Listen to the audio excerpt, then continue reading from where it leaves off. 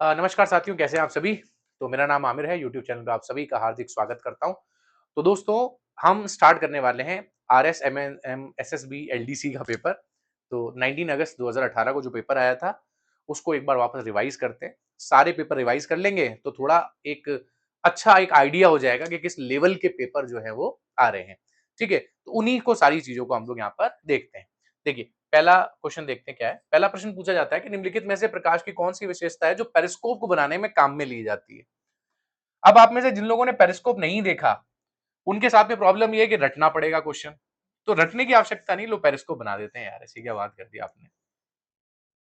ये बन गया पेरिस्कोप। पुराने टाइम में या आप देखेंगे पनडुब्बी वगैरह में यूज करते हैं ना, ऐसे बाहर सा एक लोहे का टुकड़ा लगा होता है और उसको चारों तरफ से हम लोग देखते रहते हैं, हिलाते रहते हैं और इधर-उधर निगाह से देखते हैं। कार्टून वार्टून्स में भी देखा होगा आपने। अब यहाँ पर क्या होता है, यहाँ पर एक आँख होती है, ऑब्जर्वर होता है, यहाँ पर एक व्यक्ति होता है, जो यहाँ पर देख रहा होता है कि साहब कौन है। अभी देखने यहाँ से क्या हो रही है, यहाँ से प्रकाश की किरणें आ रही है, ठीक है? यहाँ से लाइट वेव आ रही है और ये लाइट वेव क्या करती है, ये यहाँ पर आकर एक समतल दर्पण लगा होता है, मिरर है यहाँ पे, एक समतल दर्पण लगा होता है और ये समतल दर्पण से टकराएगी और टकराने के बाद में यहाँ पर एक और हम मिरर लगा देते हैं और ये मिरर ये भी समतल दर्पण ही होता है। ठीक है साहब? अब ये प्रकाश की किरण आएगी, टकराएगी, इधर जाएगी, टकराएगी और यहाँ पर पहुँचेगी। ठीक है? तो यहाँ पर हम किसका प्रयोग करते हैं? समतल दर्पण का प्रयोग करते हैं। समतल दर्पण कौन से सिद्धांत पे काम करता है? परावर्तन के सिद्धांत पे काम करता है। तो अगर परावर्तन के सिद्धांत पे काम करता है, तो अगर इस हिसाब से देखा जाए, तो यहाँ प्रकाश की कौन सी घटना देखी जाती है? प्रकाश का परावर्तन देखा जाता है। ठीक है भई? तो यहाँ पर हम प्रकाश के परावर्तन को सही उत्तर मानेंगे। ठीक है भई? ये आ गया साहब प्रकाश का परावर्तन। अगला प्रश्न देखिए, थोड़ा सा इसके पॉइंट को बढ़ा देते हैं। चलिए, अगला प्रश्न पूछा है यहाँ पर कि एक आपतित किरण है, जो समतल दर्पण से परावर्तित होकर 60 डिग्री के परावर्तित कोण और आपतित किरण के सापेक्ष किस कोण से विचलित हुई है। देखिए, विचलन का सवाल है,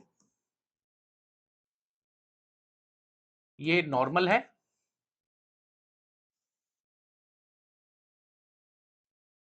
ठीक है, अलग अलग हो गया क्या? चलो, ये हाँ भाई, समझ लो आप, है ना, एग्जैक्ट वैल्यू। हाँ, ये ठीक है साहब। ये इंसिडेंट रे है, ये रिफ्लेक्टेड रे है। ठीक है, ये नॉर्मल है। दोनों के बीच में एंगल आई है और ये एंगल आर है। ठीक है, अब देखिए यहां पर अगर हम बात करें, तो अब ये पूरा हिस्सा मिलकर 180 डिग्री बना लेता है और ये 180 माइनस ये जो बनता है डेल, इसी को हम क्या कहते हैं, हम इसको विचलन कोण कहते हैं। इसको क्या कहा जाता है? विचलन कोण कहा जाता है। तो अगर हम यहां पर देखें, तो ये 30 डिग्री का कोण बना रहा है, ये कितने डिग्री का बना रहा है? ये भी 30 डिग्री का कोण यहां पर बना रहा है। ठीक है, तो अगर हम तीनों को लिखें, तो हम कह सकते हैं ना कि एंगल आई, एंगल आर और एंगल डेल, ये तीनों मिलकर 180 डिग्री का कोण बनाते हैं। ये दोनों मिलकर कितना कोण बना रहे हैं? 60 डिग्री बना रहे हैं। तो डेल की value 180 degree, angle del 180 degree minus 60 degree, तो यहां वैल्यू कितनी आ गई? 120 डिग्री आ गई। ठीक है, तो यहां पर जो कोण की वैल्यू है वो कितनी होगी साहब? 120 डिग्री। 120 डिग्री इसकी वैल्यू मानी जाएगी। ठीक है भाई, रेड से थोड़ा सा अच्छा प्रकाशित होता हुआ दिखाई देगा। चलिए, आगे बात करते हैं। अगला प्रश्न कहता है कि how many electron are there in 1 coulomb of charge, यानी एक कूलम आवेश में कितने इलेक्ट्रॉन पाए जाते हैं। अगर हम यहाँ पर गणना करें सूत्र की, तो क्या होता है? Q बराबर N इंटू ई। ई क्या होता है? सब इलेक्ट्रॉन का कितना आवेश है, और N क्या होता है? इलेक्ट्रॉन कितने संख्या में है, नंबर। हमें क्या निकालना है? संख्या ही तो निकालनी है। तो N बराबर क्या हो गया?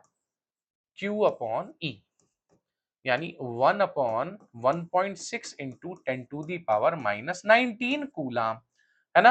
अब यहां पर क्या हुआ, इसको हमने ऊपर लिया और ये हो गया 6.25 into 10 to the power 80।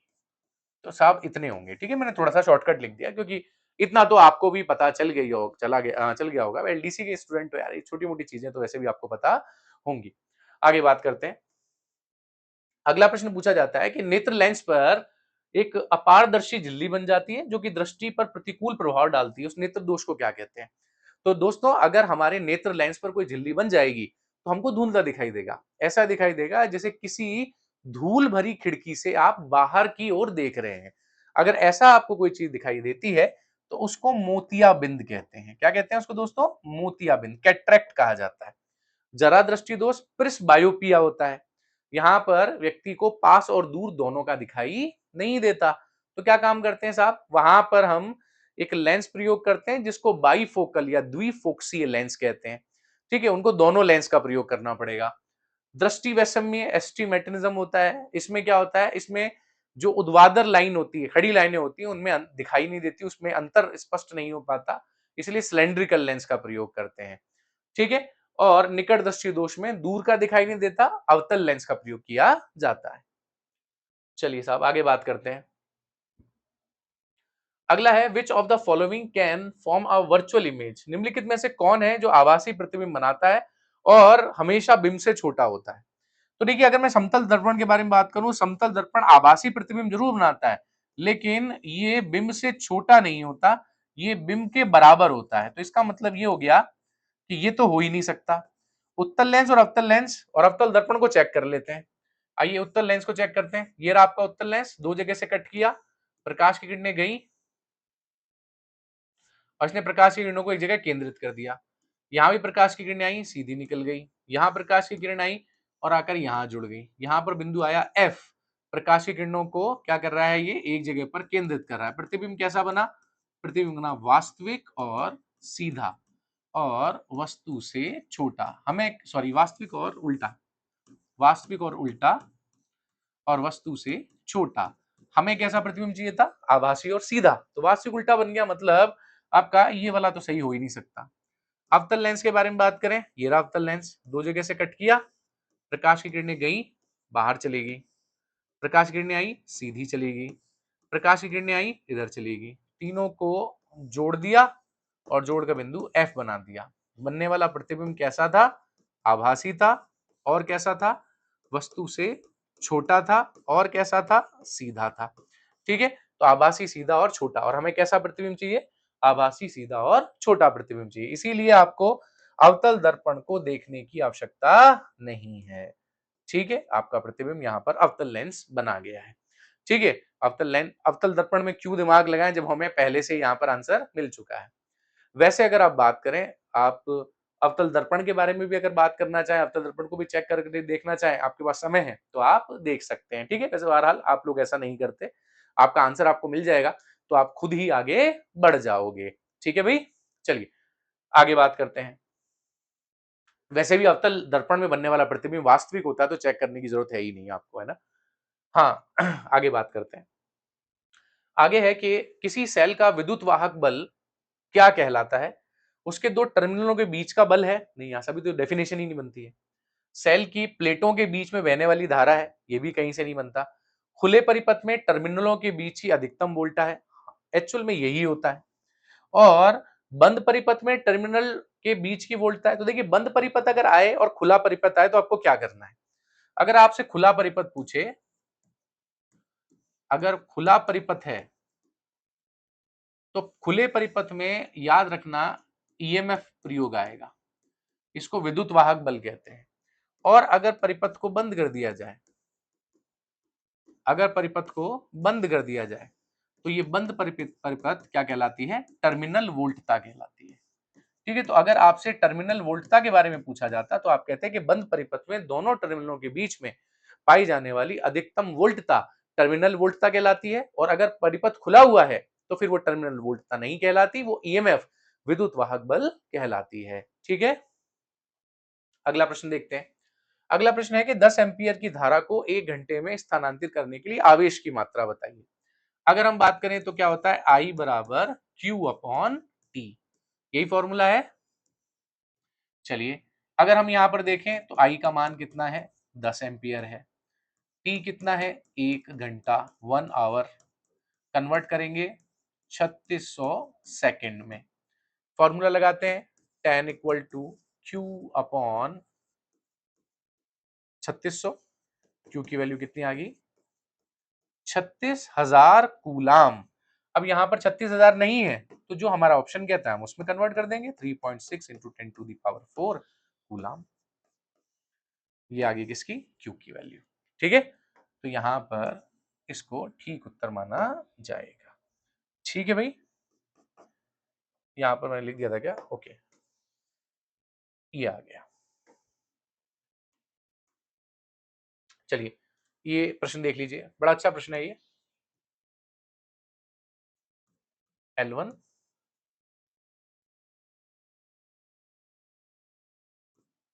L2 L3। ठीक है, क्या कहा गया है, चित्र में 3 एक समान बल्ब लगाए गए हैं और एक ही स्रोत से जोड़े गए हैं, यानी या तो जो स्रोत है वो एक है, यहां से एक धारा जारी है I। यदि बल्ब L3 बुझ जाए तो L1 L2 पर क्या प्रभाव पड़ेगा। तो देखिए ये आगे जो है धारा ये यहां पर जा रही है, यहां जाने के बाद धारा I जो है वो डिस्ट्रीब्यूट हो जाएगी I1 और I2 के अंदर। ठीक है, अगर मैं L2 और L3 को देखूं, L2 और L3 को देखूं तो ये दोनों के दोनों किस में रखे हुए हैं, ये दोनों के दोनों समांतर क्रम में है। ठीक है, ये दोनों के दोनों किस में है, समांतर क्रम में है। अगर मैं यहां पर बात करूं समांतर क्रम के बारे में और इन दोनों में अगर मैं देखूं तो यहां पर इनमें वोल्टेज इक्वल होता है, धारा का मान यहां पर अलग अलग बटकर चला जाता है। ठीक है, तो अगर हम यहां पर देखें तो यहां पर रेसिस्टेंस उतना नहीं होगा, यहां पर जो रेसिस्टेंस है वो कम हो जाएगा। भाई मैं अगर यहाँ के रेसिस्टेंस के बारे में बात करूं तो यहाँ पर V अपॉन R हो गया, यहाँ पर V अपॉन R हो गया। ठीक है, तो रेसिस्टेंस यहाँ पर क्या है, कम है, तो धारा का डिस्ट्रीब्यूशन हो जाएगा। अब क्या हुआ साहब, अब अचानक से ये L3 यहां से फ्यूज हो गया। अगर L3 यहां पर फ्यूज हो गया तो अब तो I2 यानी धारा के जाने का मतलब ही नहीं है ना, भाई धारा उपयोग में आती तो कुछ होता ना, तो ये वाला तो ऑप्शन क्या हो गया आपका, खत्म हो गया। अब साहब यहां से आई धारा जा रही है और फिर I1 पर पहुंच रही है, सिर्फ I1 तक पहुंच रही है, तो I1 को यानी यहां पर धारा क्या मिल गई इनको, उसको मैक्सिमम धारा मिल गई। अगर इसको मैक्सिमम धारा मिल गई तो यहां पर L2 क्या हो गया, ज्यादा प्रकाशमान हो गया, अधिक प्रकाशमान हो गया यहां पर। ठीक है, यानी अधिक प्रकाशमान हो गया। तो यहां पर अगर मैं ऑप्शन के बारे में बात करूं, अच्छा ये आपको दिख नहीं रहा होगा ना, थोड़ा सा ऊपर करता हूं उसको, ये अब शायद आपको दिख रहा होगा। अगर मैं यहां पर बात करूं तो कोई परिवर्तन नहीं होगा, ये तो खत्म हो गया। L1 का प्रकाश घटेगा, L2 का बढ़ेगा। L1 और L2 दोनों का प्रकाश घटेगा, L1 L2 दोनों का प्रकाश बढ़ेगा। तो देखो या तो B हो सकता है या D हो सकता है, क्योंकि दोनों में प्रकाश बढ़ने के बारे में बात आ रही है। तो साहब हमारा L2 वाला तो बढ़ रहा है, ठीक है, L2 वाला तो क्या हो गया, प्रकाशमान हो गया। अब साहब अब वैल्यू अब कहां पर आ गई वैल्यू, अब आ गई L1 और L2 के बीच में। तो अगर L1 और L2 के बीच में दोस्तों वैल्यू आ गई है तो ये दोनों के बीच में कौन सा क्रम बन गया है, अब बन गया है साहब श्रेणी क्रम। और जब इन दोनों के बीच में श्रेणी क्रम बन गया है तो यहां पर अपने आप ही जो R की वैल्यू है वो क्या हो जाएगी, इंक्रीज हो जाएगी, बढ़ जाएगी। अगर यहां पर जो प्रतिरोध है उसका मान बढ़ रहा है तो इसका मतलब क्या होगा, धारा का मान घट जाएगा। तो अब इस वाले परिपथ में, ये वाला जो परिपथ आपको दिखाई दे रहा है, इस परिपथ में R की वैल्यू बढ़ गई और I की वैल्यू कम हो गई। अगर ऐसा है तो हमारा जो ये L1 है इस पर प्रकाश क्या हो जाएगा, कम हो जाएगा। प्रकाश क्या हो जाता है, कम हो जाता है। ठीक है, प्रकाश कम हो जाता है, यानी अब अगर हम देखें तो हमारा बी ऑप्शन यहां पर ठीक होगा, बी ऑप्शन यहां पर ठीक माना जाएगा। अगला प्रश्न देखिए।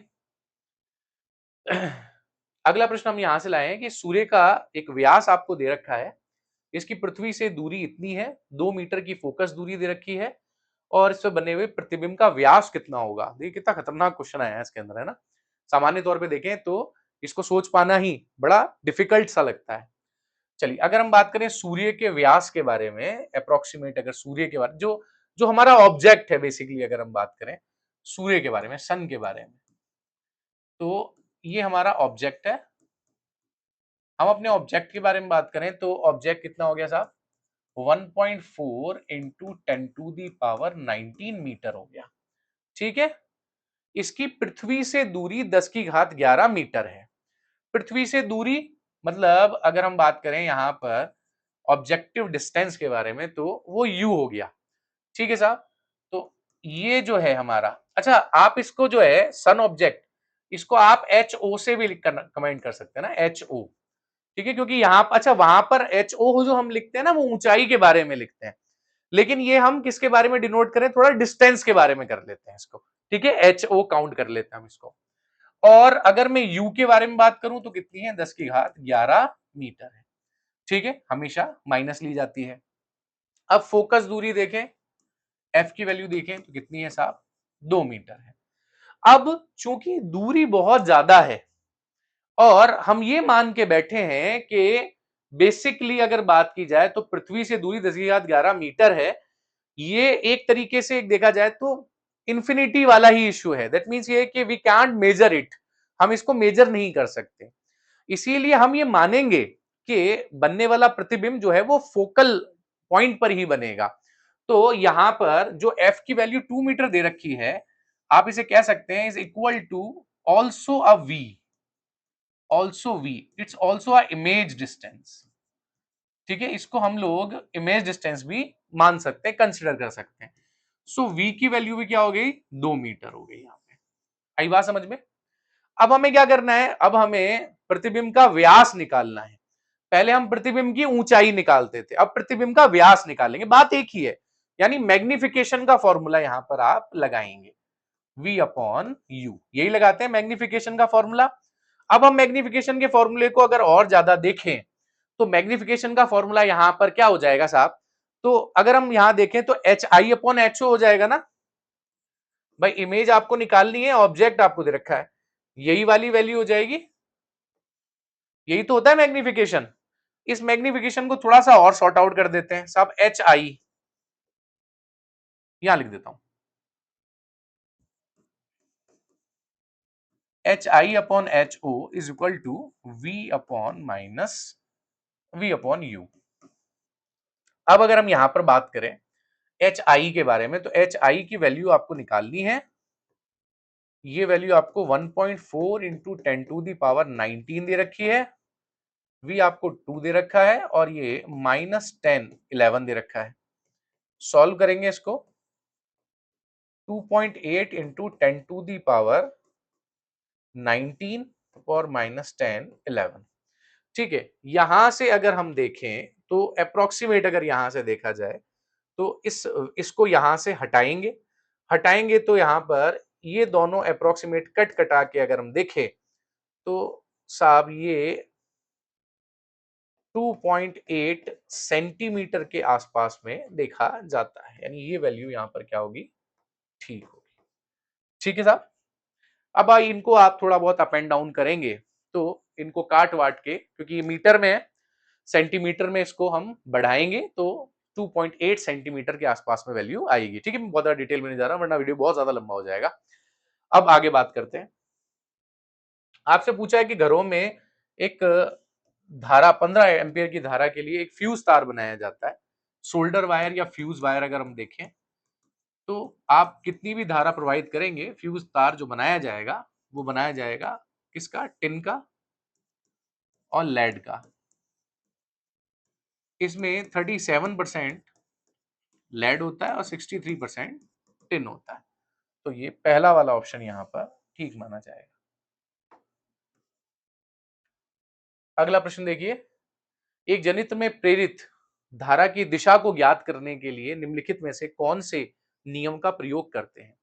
धारा की दिशा आपको ज्ञात करनी है तो आपको किसका यूज करना पड़ेगा, आपको राइट हैंड रूल फ्लेमिंग का उपयोग में लाना पड़ेगा। ठीक है, तो फ्लेमिंग का राइट हैंड रूल यहां पर काम में आएगा। ठीक है, आप सभी लोग फिजिक्स में पढ़ चुके हैं, इसके अलावा थ्योरी में भी इसके बारे में बात करूंगा। अब आगे बात करते हैं, यहाँ पे निम्नलिखित में से किस घटना या कार्य में विद्युत चुंबकीय प्रेरण का उपयोग किया जाता है। हम विद्युत चुंबकीय प्रेरण का प्रयोग किसमें करते हैं, शीशा संचायक सेल को चार्ज करने में। विद्युत चुंबकीय प्रेरण का प्रयोग क्यों करेंगे उसमें, या तो हमें जनरेटर चलाना होता है या हमें ट्रांसफार्मर चलाना होता है। तो लोहे के टुकड़े को एक छड़ या चुंबक से चुंबकित करने के लिए, तो लोहे के टुकड़े को एक छड़ चुंबक से चुंबकित करने के लिए हम विद्युत चुंबकीय प्रेरण का प्रयोग क्यों करेंगे? नहीं होगा।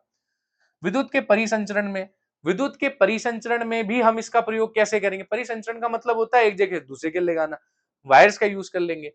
कच्चे लोहे को एक टुकड़े या धारा प्रवाहित करने के लिए परिनालिका के अंदर चुंबकित करने में, बिल्कुल डी ऑप्शन यहाँ पर ठीक है।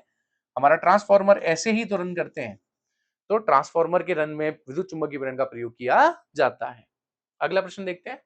अगला प्रश्न कहता है यूनिट ऑफ रेसिस्टिविटी क्या होती है, यानी प्रतिरोधकता की इकाई किसे कहा जाता है? प्रतिरोधकता की इकाई के बारे में बात करें तो साहब प्रतिरोधकता रॉ से डिनोट की जाती है। आर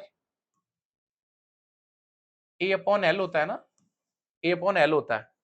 हाँ, अरे बोलो यही होगा। तो साहब ohm meter square upon meter, 1 meter से 1 मीटर कट गया, ओम मीटर इसकी वैल्यू आती है, यानी सी इसकी वैल्यू होगी। ठीक है, लेकिन अधीनस्थ बोर्ड ने 19 अगस्त 2018 के पेपर में 113 नंबर, 113 नंबर ये, हाँ 113 नंबर को क्या कर दिया, डिलीट कर दिया। पता नहीं क्यों डिलीट किया, भगवान जाने, लेकिन डिलीट हो चुका है ये। अब देखिए, प्रकाश को उसके घटकों द्वारा विभाजित करना क्या कहलाता है? ठीक है, प्रकाश को घटकों को एक प्रिज्म लेंगे, सोर्स लाइट लेंगे, प्रिज्म में जाएगी और 7 रंगों में विभाजित हो जाएगी।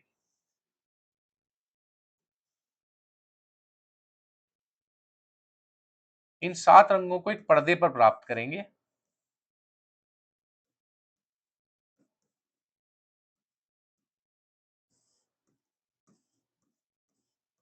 विबग्योर, और इसको क्या कहते हैं? वर्ण विक्षेपण कहते हैं। डिस्पर्जन ऑफ लाइट कहा जाता है इसको। वर्ण विक्षेपण इसका सही उत्तर माना जाएगा। अगला प्रश्न देखते हैं। अगला प्रश्न पूछता है कि पीएसएलवी रॉकेट में क्या यूज किया जाता है, क्या में इस्तेमाल क्या किया जाता है? केवल ठोस प्रणोदक ही इस्तेमाल किया जाता है, एक तरल प्रणोदक ही इस्तेमाल किया जाता है, एक द्वितरल प्रदोष इस्तेमाल किया जाता है, या ठोस और द्वितरल दोनों किए जाते हैं? देखिए, अगर हम यहाँ पर बात करें तो यहाँ बाई लिक्विड प्रोपेलर का प्रयोग किया जाता है, तो यहाँ पर सी ऑप्शन ठीक किया जाएगा। ठीक है, स्पेस टेक से रिलेटेड भी क्वेश्चन हम लोग बनाएंगे और इससे रिलेटेड थ्योरी भी पढ़ाएंगे। अगला प्रश्न देखते हैं। कौन से बहुलक प्राकृतिक रूप से पाए जाते हैं? कौन से पॉलीमर्स हैं जो प्राकृतिक रूप से बेसिकली मिलते हैं? यहां पर अगर हम देखें तो क्या स्टार्च और नाइलॉन, तो देखो स्टार्च तो है पर नाइलॉन नहीं है, स्टार्च और सेल्यूलोज, प्रोटीन और नाइलॉन, प्रोटीन और पीवीसी, कौन सा ऑप्शन ठीक है? बी ऑप्शन ठीक है, क्योंकि स्टार्च और सेल्यूलोज दोनों ही प्रकृति में पाए जाते हैं। गर्म विधि से किसी तेल या वसा के साबुनीकरण में कौन सा विलयन काम में लिया जाता है? अब देखिए, अगर अगर हम यहाँ पर बात करें सोपनाइजेशन के बारे में या सोपनिफिकेशन के बारे में, तो सोपनिफिकेशन में आप दोनों चीजों को काम में लेते हैं। अगर आपको नहाने की साबुन बनानी है, नहाने की साबुन अगर आपको बनानी है तो आप क्यूएच का प्रयोग करेंगे, और अगर कपड़े धोने की साबुन अगर आपको बनानी है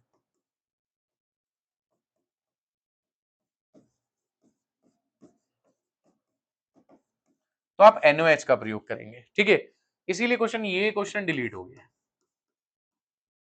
इस क्वेश्चन को क्या कर दिया है? डिलीट कर दिया है, क्योंकि दोनों में से कोई एक ऑप्शन आप यहां पर देना चाहिए था। ठीक है, दोनों ही ऑप्शन दे दिए, क्यूएच भी ठीक है और एनओएच भी ठीक है। अगला प्रश्न है आपका कि निम्नलिखित में से कौन सी गैस को प्रोड्यूसर गैस कहते हैं? देखिए, दो क्वेश्चन बहुत आते हैं, एक तो वाटर गैस का आता है और एक प्रोड्यूसर गैस का आता है। जहां पर भी नाइट्रोजन जुड़ी होती है ना मोनोऑक्साइड के साथ में, वो हमेशा प्रोड्यूसर गैस ही होती है। ये याद करने वाली चीजें, इसको अच्छे से याद कर लीजिएगा। और अगर कार्बन मोनोऑक्साइड के साथ में हाइड्रोजन गैस जुड़ी होती है तो वो हमेशा वाटर गैस बनाती है। लो, वाटर गैस का फॉर्मूला ही आ गया यहाँ पे। तो water gas is a mixup of CONH2, बताने की जरूरत ही नहीं है, पता है आपको। अगला प्रश्न देखते हैं। शीतलकों में जो फ्रियोन समूह होता है वो कैसा होता है? ज्वलनशील होता है? नहीं। विषैला होता है? नहीं। अज्वलनशील और मध्यम विषैला, या गैर विषैला या ज्वलनशील? तो देखिए, अगर हम बात करें तो यहाँ पर सी वैल्यू जो है वो बिल्कुल ठीक है। ठीक है, कल ही एक हमारे भाई है उनसे बात हुई थी, उनका काम एसी का काम है। वो उन्होंने मुझे बताया था कि जो कंपनी फिटेड गैसेस आती हैं, जो जैसे एसी लाते हैं नया कोई खरीद कर, तो उनका एसी वगैरह नहीं फटता है। आजकल एसी फटने की घटनाएँ भी बहुत ज़्यादा चल रही हैं। तो बेसिकली क्या है कि एसी फटने की घटनाओं में क्या है कि लोगों की गैस लीक हो जाती है एसी की, नई गैस डलवाते हैं। तो उन्होंने ही बताया था मुझे कि जितने काम करने वाले टेक्नीशियंस हैं, वो क्या करते हैं, थोड़ा बहुत पैसा बचाने के लिए थोड़ी लो क्वालिटी गैस डाल देते हैं और उसमें कुछ मात्रा में आई थिंक सीएनजी भी होती है, कुछ मतलब उन्होंने मुझे बताया था, मुझे सही तरह याद नहीं है। बात हुई थी मेरी इस बारे में, तो उन्होंने कहा कि कुछ फ्लेमेबल गैस डाल देते हैं, यानी ज्वलनशील गैस डाल देते हैं, उसको थोड़ा-सा सस्ता बनाने के लिए। वाक़ई में अगर कंपनी से जो गैस आती है, वो कैसी होती है? वो गैस होती है इनफ्लेमेबल, ना तो नॉन टॉक्सिक होती है, ना इनफ्लेमेबल। बेसिकली बात की जाए तो नॉन इन्फ्लेमेबल होती है और मॉडरेटली अगर देखा जाए, थोड़ा बहुत मध्यम अगर देखा जाए, तो शायद इसमें विषैला पदार्थ हो सकता है, हल्का-फुल्का विषैला पदार्थ हो सकता है। लेकिन ये है कि अज्वलनशील होती है ये। लेकिन साहब आजकल क्या है, लोग थोड़ा-सा ज़्यादा पैसा कमाने लग गए हैं और ज़्यादा पैसा कमाने के चक्कर में वो क्या करते हैं, उसको थोड़ा विषैला बना देते हैं और इनफ्लेमेबल बना देते हैं। और उस वजह से ही आज के वक्त में ब्लास्ट होते हैं। ठीक है, तो इस चीज को थोड़ा सा ध्यान रखिएगा। अगला प्रश्न देखते हैं,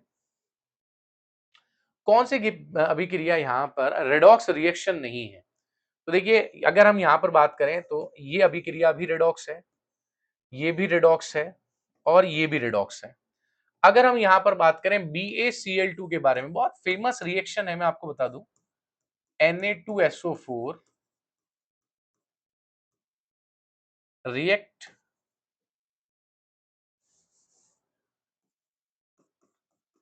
टू NaCl प्लस BaSO4। इस रिएक्शन को डबल डिस्प्लेसमेंट रिएक्शन कहते हैं। आप सबको ये याद हो गई होगी, रट गई होगी। ठीक है, क्योंकि ये रिएक्शन काफी टाइम तक फर्स्ट ग्रेड एग्जाम में पूछी गई थी और बार बार आती थी। ठीक है, इसीलिए इस रिएक्शन को याद कर लीजिएगा, ये आपके भी एग्जाम में कहीं ना कहीं आपको जरूर मिलेगी। ठीक है, या दिनेश बोर्ड की फेवरेट फेवरेट एक तक देखा जाए तो। चलिए, ये पूछ लेते हैं कि काटने के पश्चात सेब का रंग भूरा हो जाना कैसा होता है? तो अगर अगर हम बात करें सेब के काटने के बारे में, तो रंग भूरा होना कैसा है? रासायनिक परिवर्तन है, जाहिर सी बात है।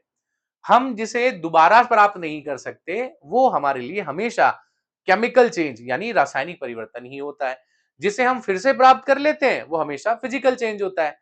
जैसे पानी को जमा दिया बर्फ में, बर्फ को फिर से हम पानी बना सकते हैं। ठीक है, लेकिन अगर एक बार कोयले को जला दिया और वो राख बन गया, तो राख से हम कोयला नहीं बना सकते। तो हर वो पदार्थ जिनको हम वापस प्राप्त कर सकते हैं, उन सबको हम भौतिक परिवर्तन में लिखते हैं, और जिनको प्राप्त नहीं कर सकते हैं, उनको रासायनिक परिवर्तन में लिखते हैं। अगला प्रश्न है, एक अभिक्रिया आपको दी हुई है, यहाँ पे दो सोडियम है, क्लोरीन गैस है, बना रहे हैं 2NaCl, और इसमें पूछा है कि 46 ग्राम सोडियम के त्यागे गए इलेक्ट्रॉनों की संख्या कितनी होगी? ठीक है साहब, बता देंगे, कोई दिक्कत नहीं है। अगर हम बात करें सोडियम के बारे में, तो सोडियम का एटॉमिक मास, परमाणु द्रव्यमान कितना होता है? 23 होता है। ठीक है, अगर हम यहां पर मोल के बारे में बात करें, मोल निकालें, तो क्या होगा साहब? दिया गया भार बटा परमाणु भार। दिया गया भार कितना है? 46। परमाणु भार कितना है? 43। मोल कितने आ गए? 2। मोल की वैल्यू कितनी आ गई? 2 वैल्यू आ गई। ठीक है, अगर 1 मोल होता है, तो 1 मोल में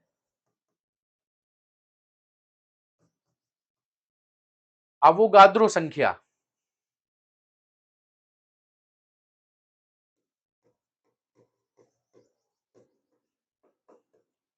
कितनी होती है? 6.023 इंटू 10⁻23।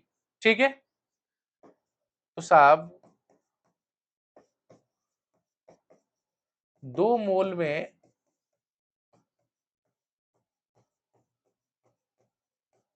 अवोगाद्रा संख्या कितनी होगी? 1.204 into 10 to the power 20, oh sorry,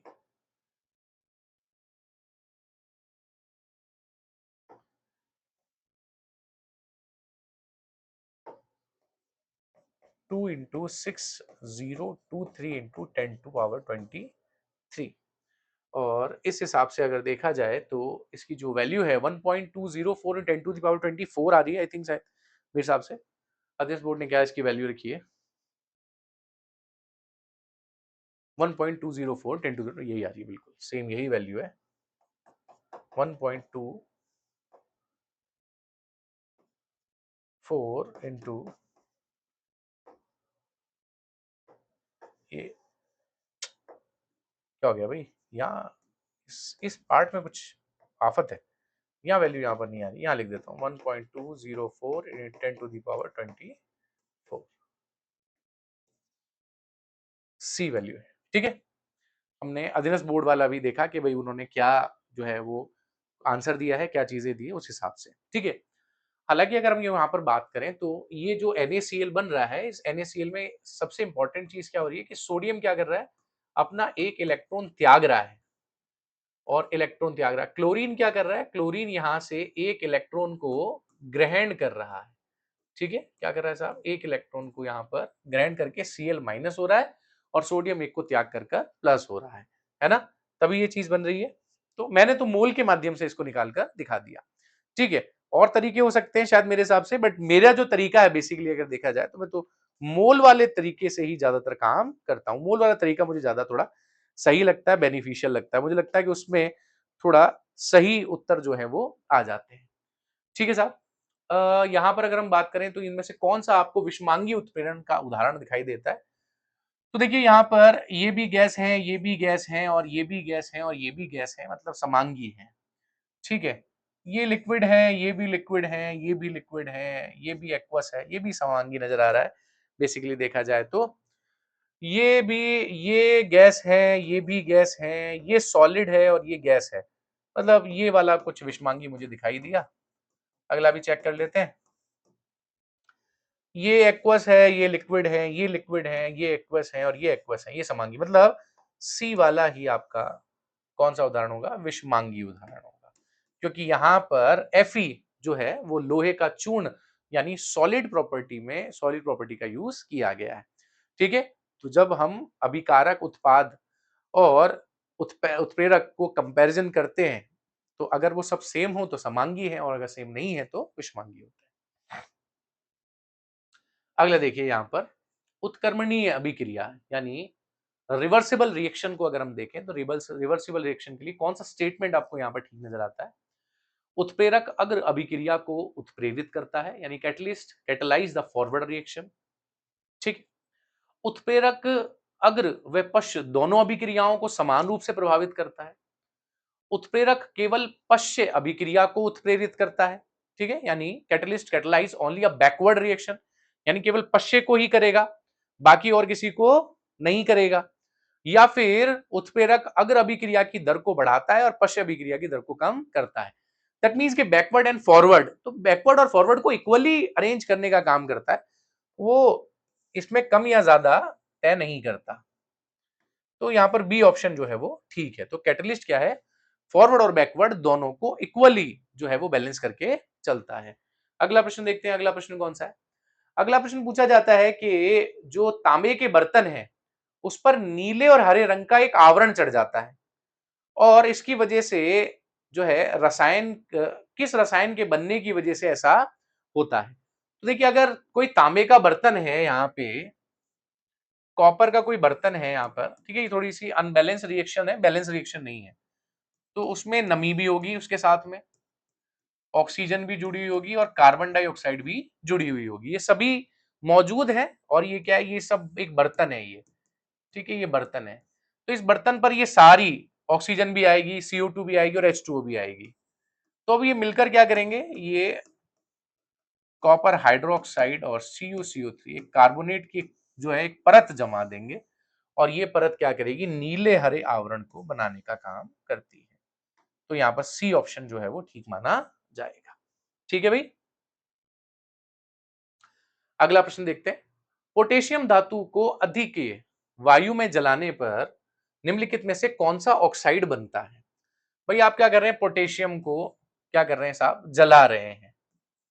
2K plus O2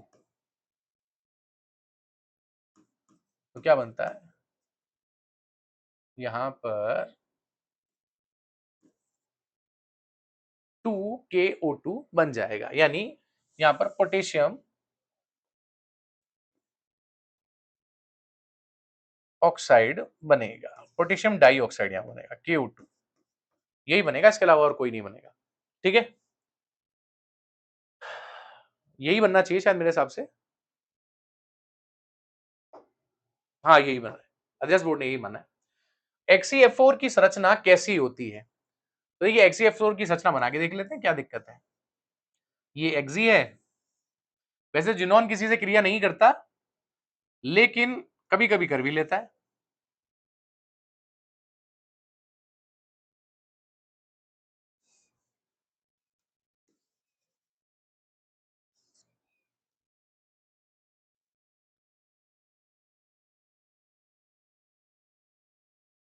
ठीक है, ये F F F F, ठीक है XeF4 है।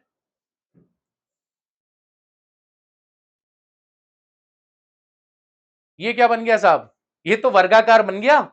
तो बिल्कुल इसकी संरचना कैसी होती है, वर्गाकार समतलीय होती है। ठीक है, देख लीजिए आपके सामने, वर्गाकार समतलीय होती है, क्योंकि जिनोन में ये 90 डिग्री एंगल पर फ्लोरीन जो है वो दोनों तरफ होते हैं, बीच में लोन पेयर्स जो है वो दिखाई देते हैं। तो XeF4 कुछ इस प्रकार से बनाया जाता है। चलिए, किस रक्त समूह को सार्वजनिक दाता के नाम से जाना जाता है? अरे यार, दाता दाता दाता सब जानते हैं, दाता तो एक ही है साहब, और जिनका नाम है O नेगेटिव। तो यूनिवर्सल डोनर इसे कहा जाता है। ठीक है, नेक्स्ट क्वेश्चन देखते हैं। निम्नलिखित में से कौन सी चावल की एक किस्म जो है वो जैव पेटेंट है? बेसिकली पूनी, राजा भोगम, बासमती और सोना मसूरी। तो आपसे पूछा जा रहा है कि साहब कौन सी ऐसी जो चावल की किस्म है जिसको हम ये मानते हैं कि वो पेटेंट पर है। तो भाई मैं तो इनमें से एक ही किस्म को जानता हूं और उसका नाम है बासमती। तो मेरे हिसाब से अगर बासमती पेटेंट नहीं है ना, तो फिर मेरे को लगता है दुनिया में कोई चीज पेटेंट नहीं, क्योंकि पूरी दुनिया यही बोलती है बासमती चावल। कौन सा चावल था, बहुत बढ़िया चावल था, कौन सा चावल था, बासमती चावल था। तो ये तो आप याद रखना। तो किसमें याद रखी, जंतु और पादपों का जो आर्थिक महत्व है उसमें उसमें से क्वेश्चन पूछा गया है। ठीक है साहब, 131 को देखते हैं। 131 क्या कहता है, which disease is caused by deficiency of vitamin C. बताओ, कितना आसान क्वेश्चन दिया है, उसके बावजूद इतने गधे लोग हैं ना, पता नहीं कैसे क्वेश्चन गलत करके आ जाते हैं। पूरी दुनिया जानती है, गोइटर आयोडीन की कमी की वजह से होता है, बेरी बेरी B1 की कमी से, नाइट ब्लाइंडनेस ए की कमी की वजह से। तो भाई कौन सी डिजीज बची है, स्कर्वी। अगर किसी ने नहीं पढ़ी है तो बहुत सारे वीडियो मैंने पोषण पर बना रखे हैं, पढ़ लो, आंसर मिल जाएंगे। अगला प्रश्न है, एक परितंत्र में लगभग कितने प्रतिशत ऊर्जा एक पोषक स्तर से दूसरे स्तर पर पहुंचती है? तो यहां पर काम आता है दशांक का नियम,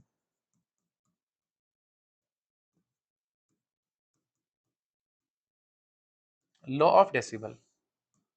तो अगर हम बात करें लॉ ऑफ डेसिबल, तो लॉ ऑफ डेसिबल कहता ही यही है कि कोई भी एक पोषक स्तर है, मान लीजिए कोई उत्पादक है और इस उत्पादक से उपभोक्ता या प्राथमिक उपभोक्ता तक अगर कोई ऊर्जा जा रही है, तो इसमें केवल और केवल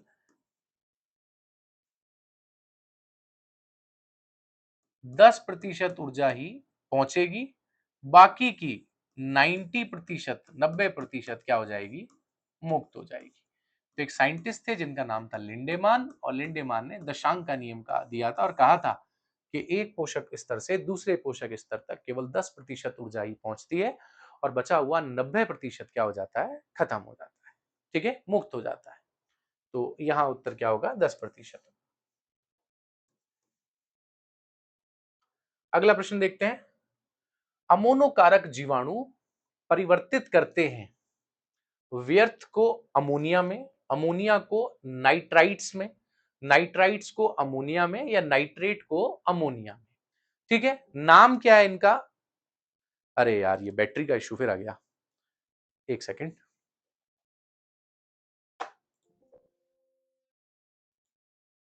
चलो इतने में तो क्लास हो जाएगी शायद, उसके बाद में इसका जो है पिन अप करता हूं इसको। ठीक है, तो बेसिकली अगर हम बात करें तो इसका नाम क्या है? इसका नाम है अमोनिफाइंग बैक्टीरिया। अमोनिफाइंग मतलब अमोनिया में कन्वर्ट करने वाला बैक्टीरिया, अमोनिफाइंग बैक्टीरिया होगा।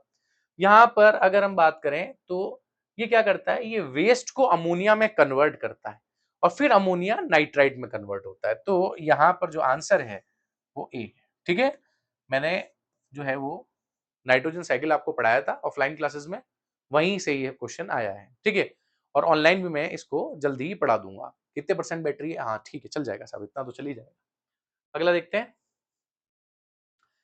अगर हम बात करें कि भारतवर्ष में कितने वर्ष तक बायो पेटेंट प्रभावी होता है, how long biological patent remain effective of India. तो भारत में कितने वर्षों के लिए है साहब? तो भारत में 15 वर्षों के लिए पेटेंट होता है, ऐसा अध्ययन बोर्ड ने कहा है। ठीक है, और जगह पर 20 वर्षों के लिए होता है। जीव में यकायक पैतृक परिवर्तन सडल जो है वो हेरिटेबल अगर बात की जाए तो, नहीं यार 20 सालों के लिए होता है, ये 15 साल के लिए गलत है। नहीं नहीं नहीं, 15 साल के लिए नहीं होता, 20 साल के लिए होता है।